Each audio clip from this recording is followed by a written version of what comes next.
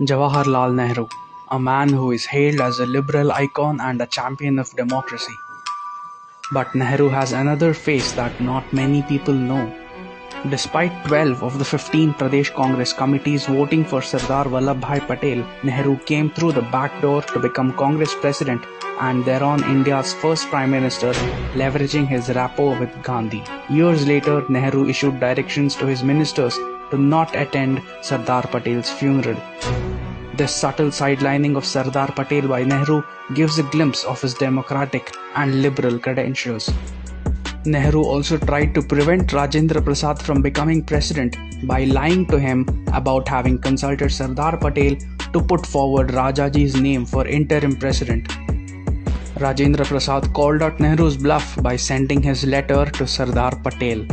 Caught lying, Nehru struck an apologetic letter to Rajendra Prasad admitting to his lie. Patel, in a letter to Prasad, pacified him, saying that Nehru was overburdened with work and that every word of his shouldn't be weighed.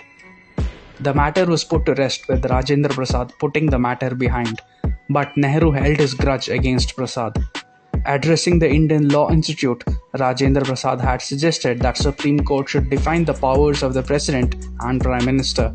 Nehru was so annoyed by this speech that he forced the chairman of the institute to not circulate Rajendra Prasad's speech. By doing so, the freedom of speech was denied to the President of India himself by Nehru.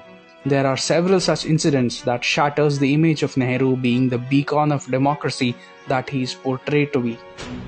It was Nehru who introduced the First Amendment to the Constitution to curb free speech in a bid to crack down on political opponents and the press critical of his government. In 1950, Romila Thapar's brother, Romesh Thapar, criticized Nehru in his journal Crossroads. Nehru banned the journal. The RSS mouthpiece organizer was gagged and its publishers prosecuted by the Nehru government for carrying articles critical of the Nehru-Liaquat Pact. Both organizer and Romesh Thapar went to the Supreme Court and won the case. But Nehru overturned the Supreme Court's ruling by passing the First Amendment to the Constitution. Nehru's government passed the draconian Press Objectionable Matter Act 1951 that put severe restraints on the press, much like the Vernacular Press Act imposed by the British. Ads to Times of India were discontinued for speaking against government policies. Not just organizations, individuals too were targeted. Poet and lyricist Majroo Sultanpuri was jailed for a year for a poem that he wrote critical of Nehru, comparing him with Hitler. Civil servant A.D. Gorwala, a vocal critic of Nehru who wrote columns for Times of India under the pseudonym Vivek, was discontinued at the insistence of Nehru. In another incident, the late Gandhian thinker Dharampal had penned an open letter to the members of parliament asking for Nehru's resignation on moral grounds for leading India to a humiliating defeat in the war with China. He, along with his friends Narendranath Datta and Roop Narayan, who were also signatories to the letter, were slapped with sedition charges for their anti-national activity and were imprisoned in the Tihar jail. His attack on free speech spilled over to books as well. Stanley Walport's book 9 Hours to Rama, a fictional account of Mahatma Gandhi's assassination, was banned by Nehru. The film, based on the same book with the same title that sought to show Nathuram Godse's side of the story, was also banned. In fact, Nehru banned Godse's testimony from being made public. Several other books like Chandramohini, Rama Retold, The Heart of India, Ceasefire, Captive Kashmir, Dark Urge were banned by the Nehru government. In total, over 16 books were banned during the Nehru years. Not just books, many movies were banned by Nehru. Bhool Na Jana, a film based on the 1962 Indo-China War, was shelved by Nehru due to his policy towards China. Mrinal Sen's Neel Akasher Niche was banned. The film Ganga Jamuna was blocked.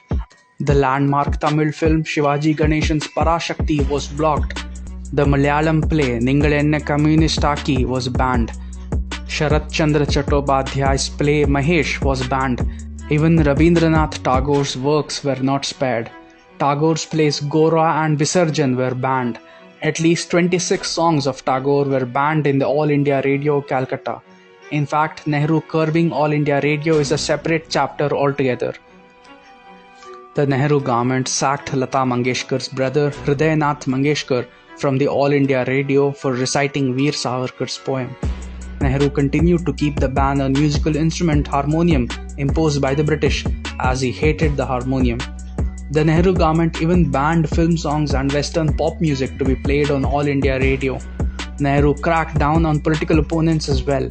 Congress leaders demanding Nehru's resignation were arrested and jailed.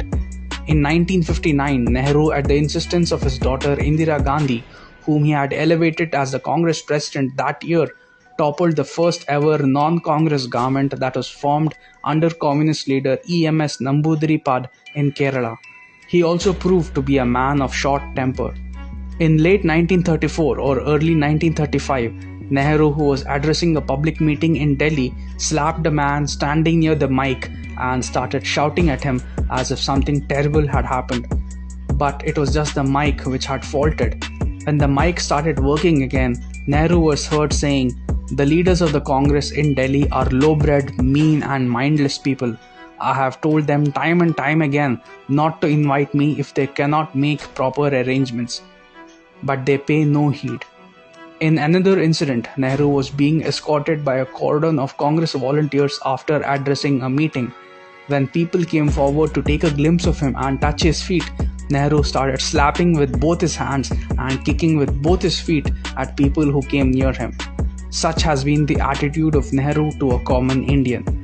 So the next time Nehru apologists hail him as the epitome of liberalism and democracy, remind them of these instances that exposes Nehru's true colors.